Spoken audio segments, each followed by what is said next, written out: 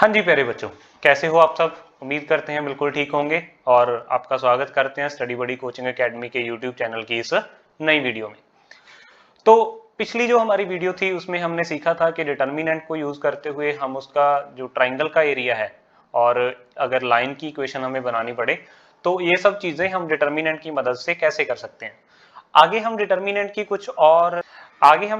की कुछ और एप्लीकेशंस ट्राई करेंगे कि आप डिटर्मिनेंट का यूज करके और क्या क्या कर सकते हो। लेकिन उससे पहले हमें कुछ कॉन्सेप्ट्स पढ़ने होंगे जैसे कि माइनर और कोफैक्टर्स। तो सबसे पहले तो हम देखेंगे कि माइनर होता क्या है। कोफैक्टर की बात हमने फर्स्ट इंट्रोडक्शन वीडियो में की भी थी, लेकिन उतना डिटेल उसका नहीं हुआ था। ठीक है, वो हमें मतलब डिटर्मिनेंट फाइंड करने के लिए कोफैक्टर चाहिए होता है। लेकिन अभी हम शुरू करते हैं माइनर से। तो सबसे पहले हम देखते हैं कि माइनर होता क्या है। तो माइनर निकाला जाता है किसी एलिमेंट का, मतलब आपके पास कोई पूरा डिटर्मिनेंट है या पूरा मैट्रिक्स है तो उसका आप निकालोगे माइनर। तो इसको निकाला कैसे जाएगा, it can be found by deleting row and column to which element belongs.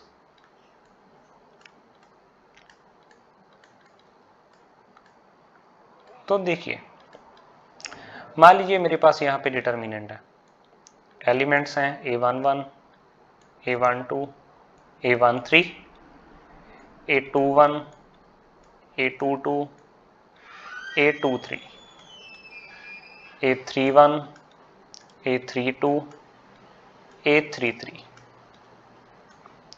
ठीक है, तो इसको डिनोट किया जाता है, it is denoted by MIJ। ठीक है, तो अगर आपको A11 का कोफैक्टर माइनर पता करना है तो वो क्या होगा, आप यहां से फर्स्ट रो को कैंसिल कर दोगे और फर्स्ट कॉलम को कैंसिल कर दोगे, तो आपके पास क्या बचेगा, A22, A23, A32, A33। तो ये आपके पास क्या बचा, एक डिटर्मिनेंट बचा ऑफ ऑर्डर n-1। मतलब अगर आपकी इस मैट्रिक्स का ऑर्डर 3/3 है, इसका डिटर्मिनेंट आप निकाल रहे थे, तो जो आपका कोफैक्टर या माइनर आएगा ना, उसका जो ऑर्डर होगा वो 2/2 का होगा। मतलब A22 A33 minus A23 A32। ठीक है, तो हम बोलेंगे minor of AIJ is the determinant of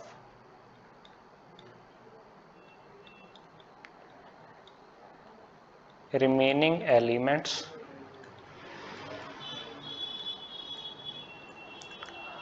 after deleting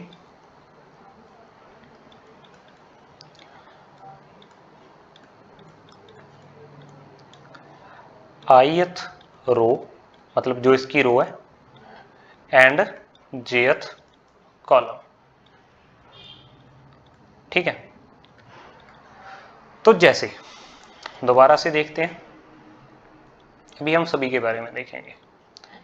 A11, A12, A13, A21, A22, A23, A31, A32, A33। तो अगर आपको M11 निकालना है, ठीक है, फर्स्ट एलिमेंट का माइनर निकाल रहे हैं हम, तो आप क्या करोगे, देखो यहां से इसको डिलीट कर दो, यहां से इसको डिलीट कर दो, तो ये आपके पास बचेगा A22, A23, A32, A33। तो ये क्या आ जाएगा, ये आ जाएगा A22, A33 minus A23 A32। अभी आप सेकंड का निकालो, M12 निकालते हैं। जब आप M12 निकालोगे, ठीक है, तो आपको ये वाली रो के साथ ये वाली कॉलम डिलीट करनी पड़ेगी।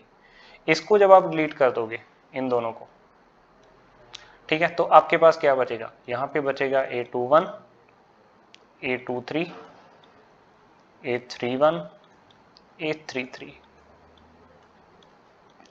तो ये क्या आ जाएगा, A21 A33 minus A23 A31।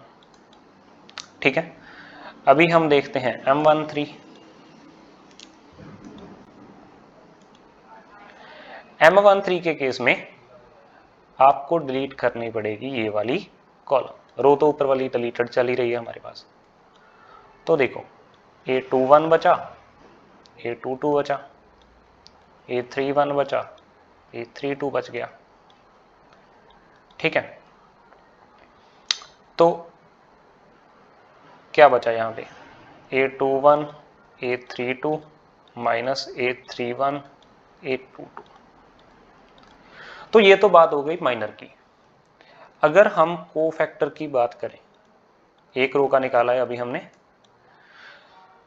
Cofactor जिसको हम कैपिटल ए से डिनोट करते हैं, AIJ, तो वो होता है -1 की power I plus J into MIJ। मतलब अगर आपको A11 कैलकुलेट करना है तो आप लिखोगे -1 की power 1 plus 1 into M11। M11 हमने निकाला था, तो ये तो M11 ही रह जाएगा क्योंकि -1 का स्क्वायर। फिर अगर आपको लिखना है A12, तो आप लिखोगे -1 की पावर 1 प्लस 2 इंटू M12। ये क्या हो जाएगा, -1 की पावर 3 M12, तो ये हो जाएगा माइनस ऑफ M12। अगर आपको A13 निकालना हो तो वो होगा -1 की पावर 1 प्लस 3 M13। तो देखिए ये हो गया -1 की पावर 4 M13, तो मतलब आंसर क्या आ गया, M13 आ गया। ठीक है, तो माइनर और कोफैक्टर में सिर्फ ये वाली माइनस का फर्क है कि कहीं ये लग जाती है तो कहीं ये नहीं लगती। ठीक है, अभी ये तो फर्स्ट रो हो गई। ठीक है,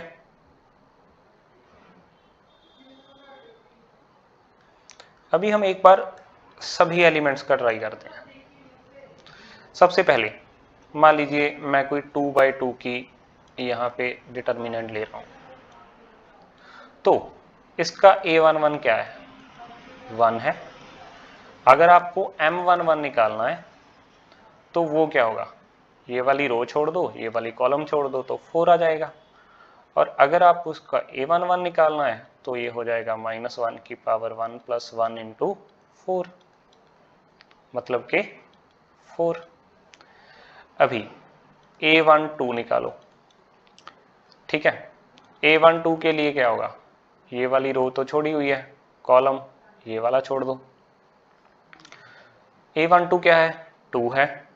M12 जब आप निकालोगे तो वो आपके पास 3 आ जाएगा, लेकिन जब आप A12 की बात करोगे तो -1 की पावर 1 प्लस 2 इंटू 3, मतलब के माइनस का 3 होगा।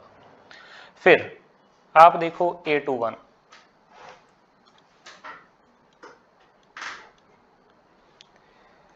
A21 कौन सा है, ये वाला, तो ये इसकी रो हो गई और ये इसकी कॉलम हो गई। इसको जब आप छोड़ दोगे तो आपके पास क्या बचेगा, पहले तो A21 क्या है, 3 है।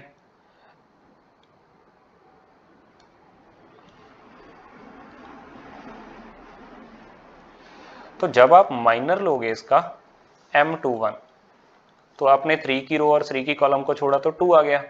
लेकिन जब आप कोफैक्टर लोगे तो आपको साथ में क्या लेना पड़ेगा, -1 की पावर 2 प्लस 1 इंटू 2, मतलब के -2। फिर A22 ले लीजिए, A22 क्या है, 4 है, ठीक है। तो 4 के लिए वो वाली रो और ये वाला कॉलम, इसको छोड़ दोगे तो आपके पास M22 आ जाएगा, और ये कितना होगा, 1 होगा। A22 कितना होगा, -1 की पावर 2 प्लस 2 इंटू 1, मतलब के 1। सबको एक साथ लिखते हैं। A11 क्या है, 1, इसका माइनर कितना है हमारे पास, 4, इसका कोफैक्टर भी कितना है हमारे पास, 4 है। फिर A12 कितना है, 2, इसका माइनर कितना है, 3, इसका कोफैक्टर कितना है, -3।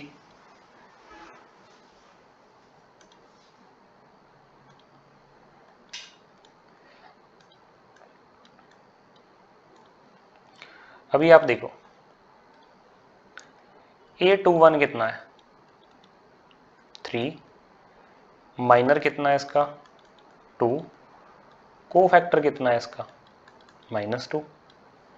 फिर लास्ट एलिमेंट A22 कितना है, A22 है जी 4, इसका माइनर कितना है, 1, और इसका कोफैक्टर भी कितना है, 1।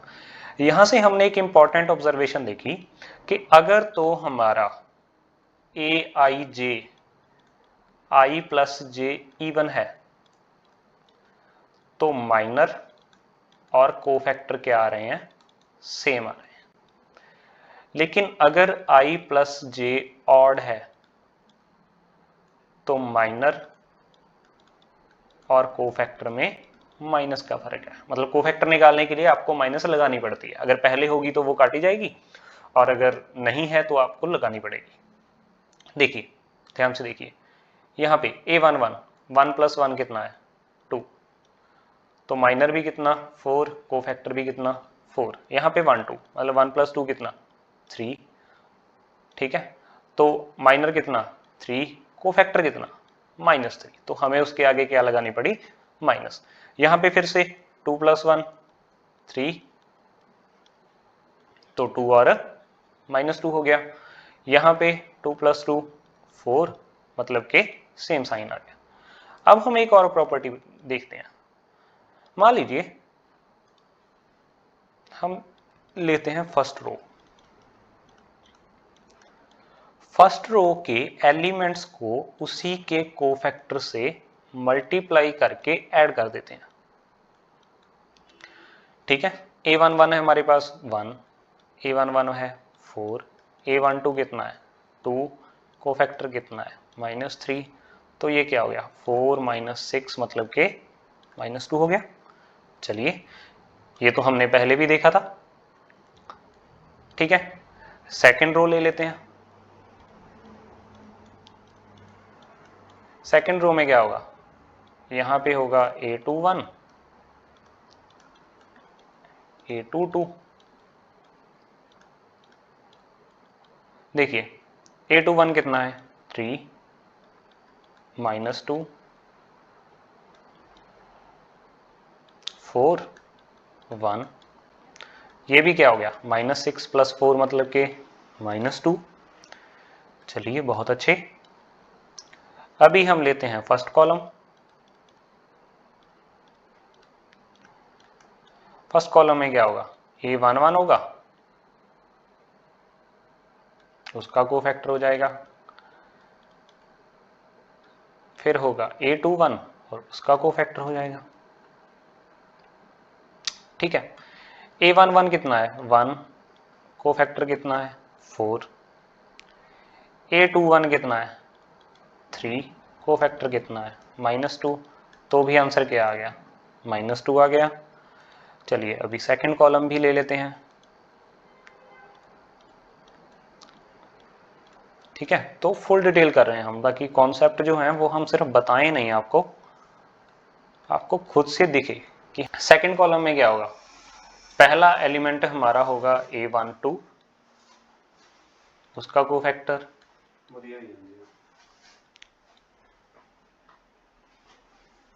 22 और उसका कोफैक्टर। A12 कितना था हमारे पास? A12 था 2, उसका कोफैक्टर था -3। A22 कौन सा था? 4 और उसका कोफैक्टर था 1, तो ये भी क्या आ गया? -2। तो यहां से हम बोलते हैं कि if we multiply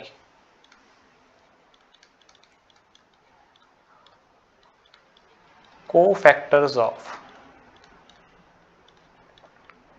A row और column with its corresponding elements,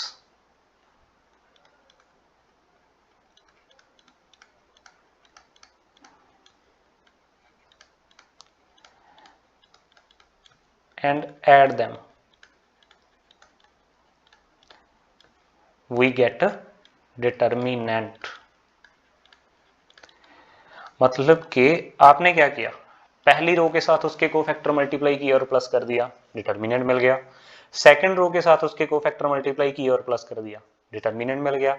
first column के साथ उसी के कोफैक्टर मल्टीप्लाई किया और प्लस कर दिया, डिटर्मिनेंट आ गया। सेकंड कॉलम के साथ एलिमेंट्स के साथ उसी के कोफैक्टर मल्टीप्लाई किया और प्लस किया तो भी डिटर्मिनेंट आ गया। ठीक है, तो अभी एक प्रॉपर्टी और। अब सोचो क्या हो कि अगर एलिमेंट किसी और रो के हों और कोफैक्टर किसी और रो के ले लें हम। ठीक है, तो ट्राई करते हैं। ठीक है, मैथ्स है तो प्रूफ तो चाहिए, करके देख लेते हैं।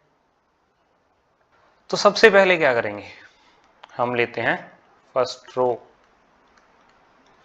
एलिमेंट्स एंड सेकंड रो के कोफैक्टर्स। देखिए क्या होगा, A11 के साथ हम ले लेते हैं कोफैक्टर A21 का, A12 के साथ हम कोफैक्टर ले लेते हैं A22 का। ये एलिमेंट किसके हो गए? फर्स्ट रो के। ये कोफैक्टर किसके हो गए? सेकंड रो के। देखिए A11 कितना है? 1। A21 कितना है? -2। फिर A12 कितना है? 2 और A22 कितना है? 1। तो ये क्या हो गया? -2 + 2 = 0। अभी उल्टा करते हैं। अभी हम क्या करेंगे,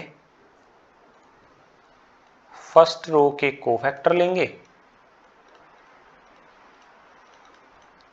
और सेकंड रो के एलिमेंट्स लेंगे।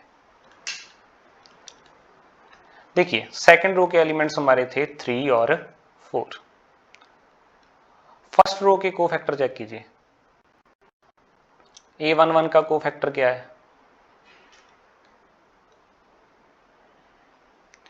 A11 का कोफैक्टर है 4।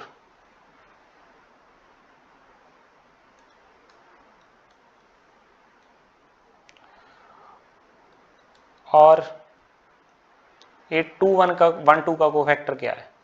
-3। तो ये भी क्या हो गया? 12 - 12 = 0। ठीक है, अभी सेम चीज करते हैं कॉलम के साथ। कॉलम के साथ कैसे करोगे?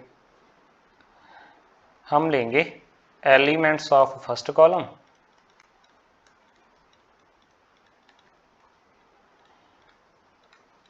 Cofactors of second column.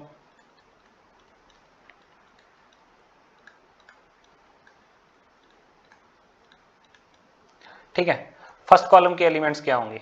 A11 होगा और A21 होगा।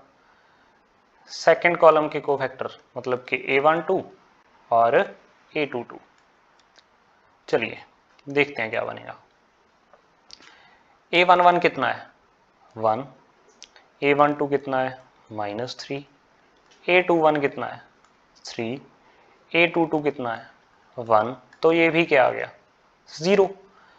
ठीक है, अब एक मैं आपके लिए छोड़ रहा हूं होमवर्क, आपको करना है elements of second column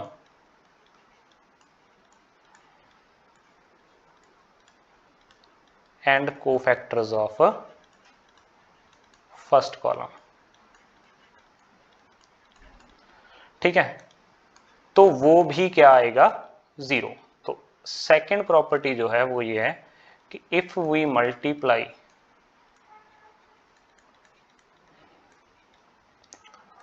cofactors of any row or column with corresponding elements of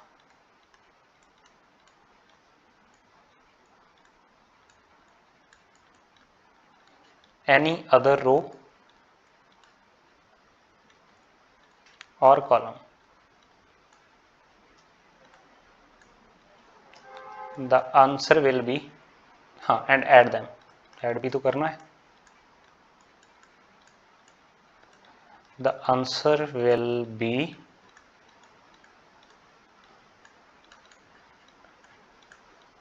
0। ठीक है, तो ये हमने 2x2 के केस में आपको प्रूव करके दिखा दिया। ठीक है, 3x3 में भी होगा, जैसे A11, A12, A13, A21, A22, A23,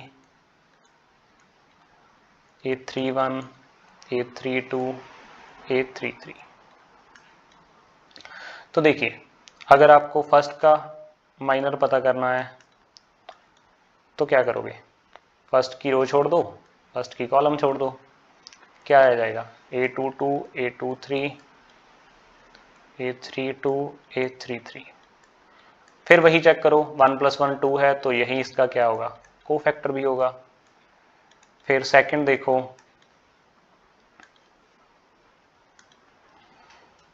second में क्या होगा, आपको ये वाली कॉलम छोड़नी है, ये वाली कॉलम छोड़ोगे तो यहाँ पे आ जाएगा A21, A23, A31, A33। ठीक है, और A12 क्या आएगा, क्योंकि ये ऑड बन रहा है तो ये आएगा -M12। फिर आप M13 निकाल लो, M13 जब आप निकालोगे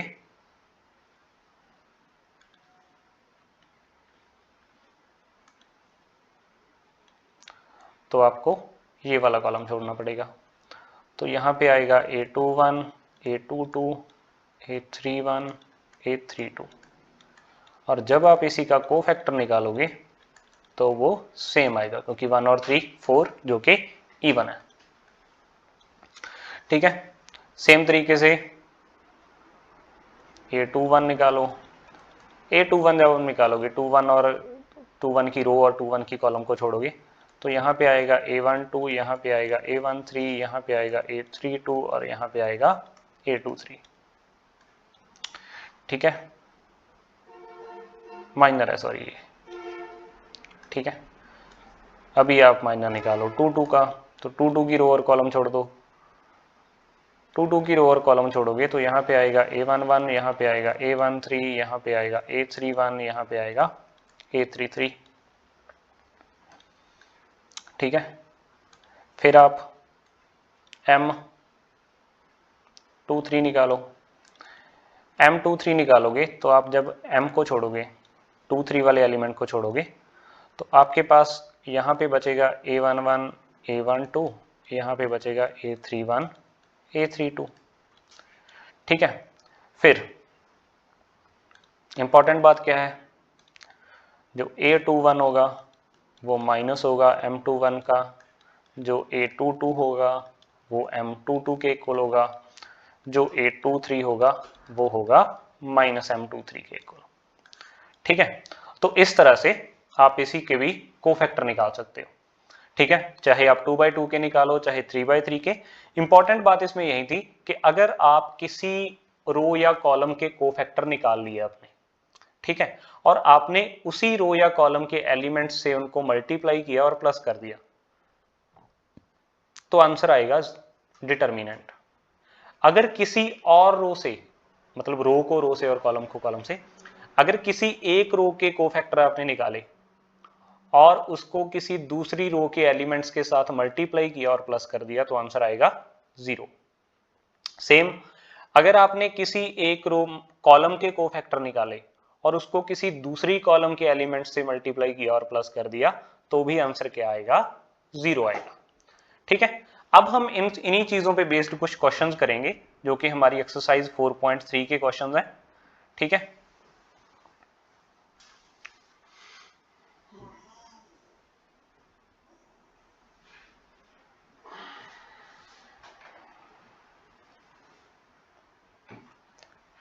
चलिए देखते हैं। Right minors and cofactors. तो सबसे पहले क्या है, माइनर लिखो m11 का, m11 का माइनर लिखोगे, इसको काट दो, इसको काट दो, 3 आ गया। ठीक है, कोफैक्टर लिखोगे, वो भी 3 आ गया। फिर m12, मतलब कि ये वाली कॉलम को काटना है, तो 0 आ गया। a12, अब इसमें क्या है, -1 की पावर 3 इंटू 0, तो 0 को तो फर्क ही नहीं पड़ेगा, तो 0 रह गया। फिर m21, second row first column. ठीक है, इसमें क्या होगा, इसमें आपको फिर से ये फर्स्ट कॉलम छोड़नी है और सेकेंड रो छोड़नी है, तो ये होगा -4। जब आप a21 करोगे तो -1 की पावर 3 इंटू -4, मतलब के 4 आ जाएगा। फिर आप m22 देख लो, 22 देखोगे तो ये कॉलम छोड़ोगे तो ये 2 रह जाएगा, और a22 भी क्या आ जाएगा, 2 आ जाएगा यहाँ से। ठीक है, अभी ये सेकंड आ गया इसी से रिलेटेड। तो सबसे पहले फर्स्ट का माइनर, ये कॉलम ये रो, तो d, कोफैक्टर d, c वाली रो और कॉलम छोड़ो, b, कोफैक्टर तो -1 की power 3 into b is equal to -b। फिर सेकेंड रो फर्स्ट कॉलम, मतलब b की रो और कॉलम छोड़ोगे तो क्या होगा, c आएगा, और कोफैक्टर लोगे तो -1 की power 3 into c is equal to -c आ जाएगा। d की रो और कॉलम छोड़ोगे तो a आएगा, कोफैक्टर लोगे तो भी a आएगा। तो लीजिए, हमने सबके माइनर और कोफैक्टर निकाल दिए। अभी ये 3/3 का केस आ गया। 3/3 में जब आप m11 निकालोगे, ठीक है, तो क्या होगा, आप ये वाली रो छोड़ोगे, ये वाली कॉलम छोड़ोगे, तो 1 0 0 1, तो ये 0 आ जाएगा, और यहीं इसका क्या होगा, कोफैक्टर होगा। सेकंड का जब आप निकालोगे तो यही रो और ये वाला कॉलम छोड़ोगे तो भी क्या होगा, 0 0 0 1, मतलब कि 0, तो यहीं इसका क्या है, कोफैक्टर भी है 3। तो अब आप ये वाली कॉलम छोड़ रहे हो, ये वाली कॉलम छोड़ोगे तो भी क्या होगा, 0 1 0 0, मतलब कि 0 आ गया, और यहीं इसका क्या होगा, कोफैक्टर होगा। फिर आप 2 1 पे आ जाओ, 2 1 पे आओगे तो क्या हो जाएगा, यहाँ से ये रो छोड़ोगे और ये कॉलम छोड़ दोगे। ये जब आप छोड़ोगे तो यहाँ होगा 0 0 0 1, मतलब कि 0, और यहीं आपका क्या है, a21 है, क्योंकि 0 को फर्क नहीं पड़ रहा। m22, 22 छोड़ोगे तो आपको कॉलम दूसरी छोड़नी पड़ेगी। ठीक है, हाँ, यहाँ से ये होगा 1 0 0 1, तो ये भी क्या आ गया, 0 आ गया। ठीक है, फिर आप ले लो m23, 23 का माइनर जब आप लोगे, ठीक है, तो कॉलम ये वाली हो जाएगी बस, लास्ट वाली, और रो ये वाली हो जाएगी। ठीक है, इसको हटा देते हैं यहाँ से। जब आप ये करोगे तो यहाँ होगा 1 0, यहाँ होगा 0 0, तो ये भी क्या होगा 0, और यहीं क्या होगा A2 3। फिर आप ले लो M3 1, मतलब कि अब आप सब कुछ किसका कर रहे हो, थर्ड रो का।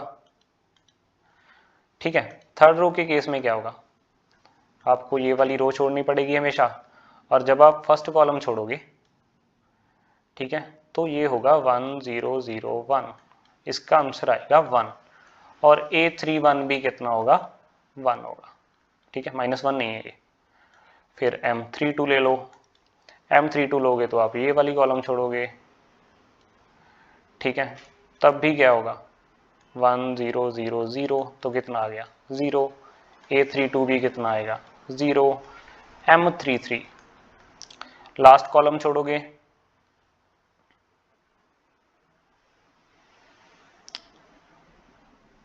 तो ये भी कितना आएगा 1 0 0 1, नहीं M31 गलत लिख लिया हमने। M31 जब आप छोड़ोगे ये वाली कॉलम, तो यहाँ पे 0 रहेगा, यहाँ 0 आएगा, और ये भी क्या आएगा 0 आएगा। M33 क्या आ गया 1 आ गया, A33 भी क्या आ गया 1 आ गया। ठीक है, तो हमने सभी के कोफैक्टर और माइनर निकाल लिए। अभी यहाँ पे आ जाते हैं।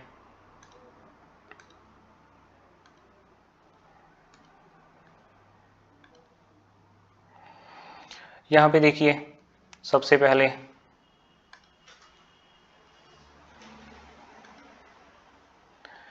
M11 लिखते हैं। M11 लिखोगे तो क्या होगा, ये वाली रो, ये वाली कॉलम, 5 -1 1 2, तो ये कितना हो गया 10 + 1 मतलब कि 11, और यहीं इसका क्या है कोफैक्टर भी है। M12 निकाल लो, M12 निकालोगे तो ये वाली कॉलम छोड़ोगे, ये वाली कॉलम छोड़ोगे तो क्या होगा 3 -1 0 2। ठीक है, तो ये कितना आएगा 3 × 2 मतलब कि 6, क्योंकि बाकी तो वो तो 0 × -1 तो 0 ही हो जाएगा। और अगर आप यहाँ पे A12 लिखोगे तो ये -6 होगा। फिर M13 लिखो, ठीक है, A13 क्या था 4, तो 4 की रो और 4 की कॉलम को छोड़ोगे तो ये आएगा 3 5 0 1, तो कितना आ जाएगा 3 आ जाएगा, और A13 भी कितना आएगा 3 आएगा। फिर M21 लिख लो, M21 जब आप करोगे, ठीक है, तो 3 है, 3 की रो और 3 की कॉलम को छोड़ोगे तो 0 4 1 2, तो ये कितना आएगा 0 × 2 0 -4 × 1 4, तो आंसर क्या आ गया -4, और A21 जब करोगे तो 4 आ जाएगा। ठीक है, फिर आप देखो M22,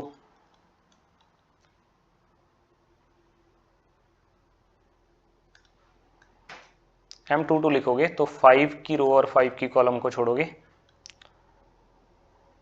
तो यहाँ होगा 1 4, यहाँ होगा 0 2।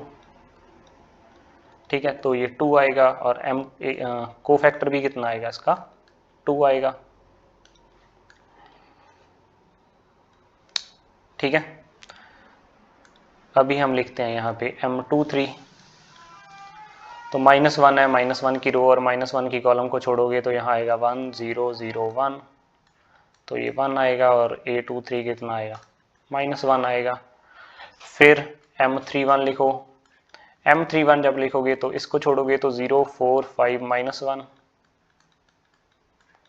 तो ये होगा -20, और A31 भी कितना होगा -20। ठीक है, M32 लिखोगे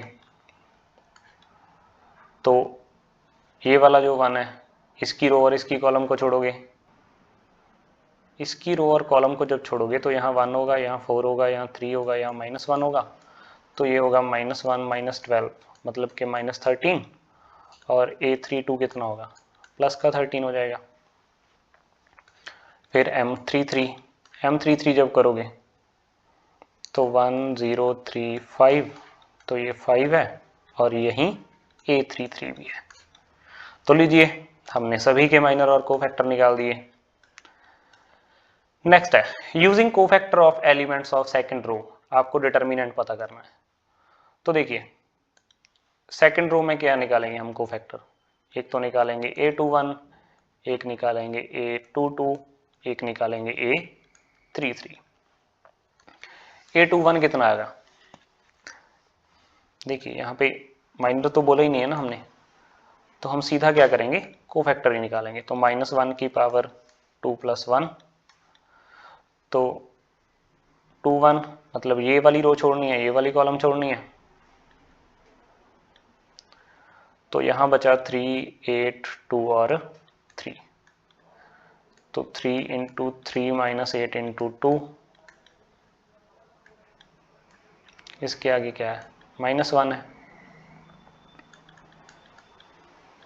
9 - 16 मतलब कि 7 आ गया। A22 ये वाली कॉलम जब छोड़ोगे तो -1 की पावर 2 + 2, यहाँ होगा 5, 8, 1 और 3, तो ये हो गया 5 × 3 - 8 × 1, क्योंकि -1 का स्क्वायर तो 1 ही हो जाएगा। 5 3 15 - 8, ये भी कितना हो गया 7। गुड।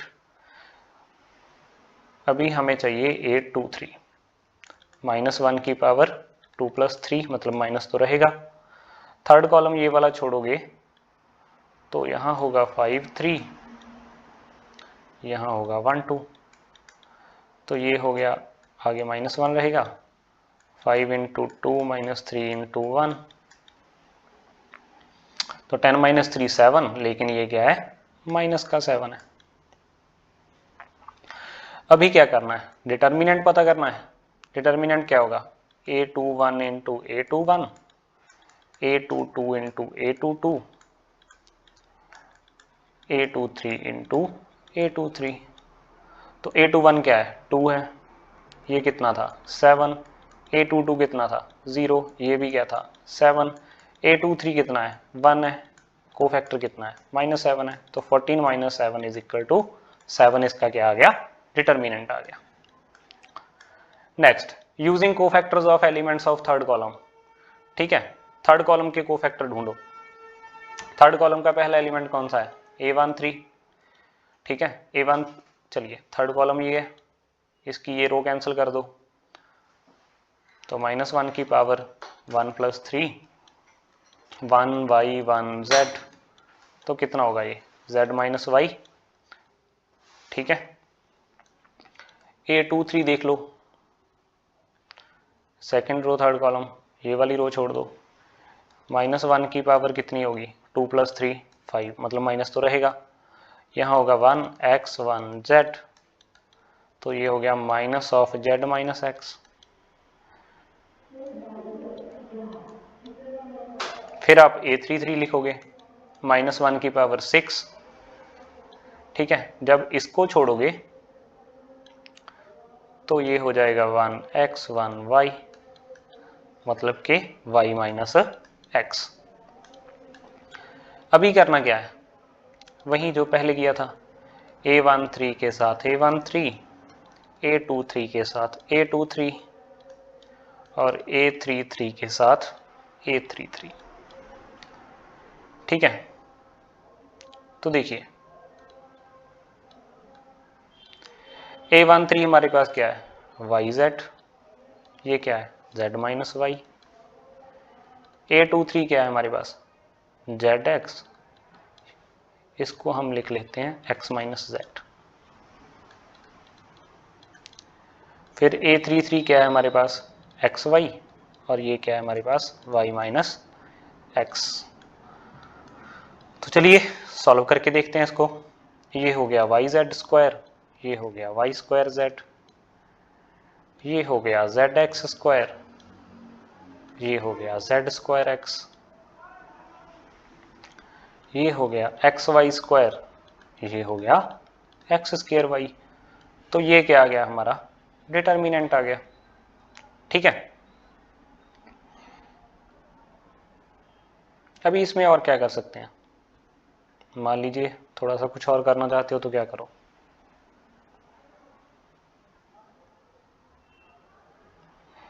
कॉमन ले लो ज़्यादा से ज़्यादा, जैसे इन दोनों में से जेड स्क्वायर कॉमन ले लीजिए, क्या बचेगा वाई माइनस एक्स। फिर यहाँ से एक्स स्क्वायर कॉमन ले लीजिए, क्या बचेगा जेड माइनस वाई। फिर यहाँ से वाई स्क्वायर कॉमन ले लीजिए, क्या बचेगा एक्स माइनस जेड। ठीक है, नेक्स्ट लास्ट क्वेश्चन है हमारा। देखिए अगर if delta is equal to, ये हमें डिटर्मिनेंट गिवन है, a i j is the cofactor of a i j, मतलब कैपिटल ए से जो डिनोट कर रहे हैं वो उसका कोफैक्टर है। तो डिटर्मिनेंट क्या होगा, सेम रो या सेम कॉलम के साथ उसी के कोफैक्टर। यहां देखिए A11 A31 थर्ड रो चल पी, और यहाँ पे ये क्या फर्स्ट रो का एलिमेंट आ गया, तो ये तो डिटर्मिनेंट नहीं है। देखिए first row first column, first row first column, first row second, second row first, तो ये भी नहीं है। फिर second row first, first row first, ये हो ही नहीं सकता। देखो first row first column, first row first column, second row first, तो ये क्या है, ये फर्स्ट कॉलम है ना। देखो फर्स्ट कॉलम का फर्स्ट एलिमेंट उसका कोफैक्टर, फर्स्ट रो का कॉलम का सेकंड एलिमेंट उसका कोफैक्टर, फर्स्ट रो का थर्ड, फर्स्ट कॉलम का थर्ड एलिमेंट और उसका कोफैक्टर। ठीक है, तो यहाँ ये जो एलिमेंट लिखे हैं ना और इनके साथ जो कोफैक्टर मल्टीप्लाई हुए हैं, इनका आंसर क्या आएगा, डिटर्मिनेंट ऑफ ए। ठीक है, मतलब ये है हमारा डेल्टा, तो ऑप्शन कौन सी सही हो गई, डी। तो चलिए आज की वीडियो में हमने सीखा माइनर और कोफैक्टर कैसे निकाले जाते हैं, इनमें क्या फर्क है, सिर्फ माइनस का फर्क होता है। 2/2 और 3/3 के माइनर और कोफैक्टर हमने सॉल्व करने सीखे।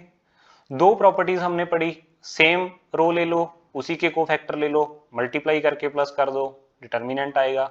कॉलम एक ले लो उसी के कोफैक्टर ले लो, मल्टीप्लाई करो प्लस कर दो, आंसर डिटर्मिनेंट आ जाएगा।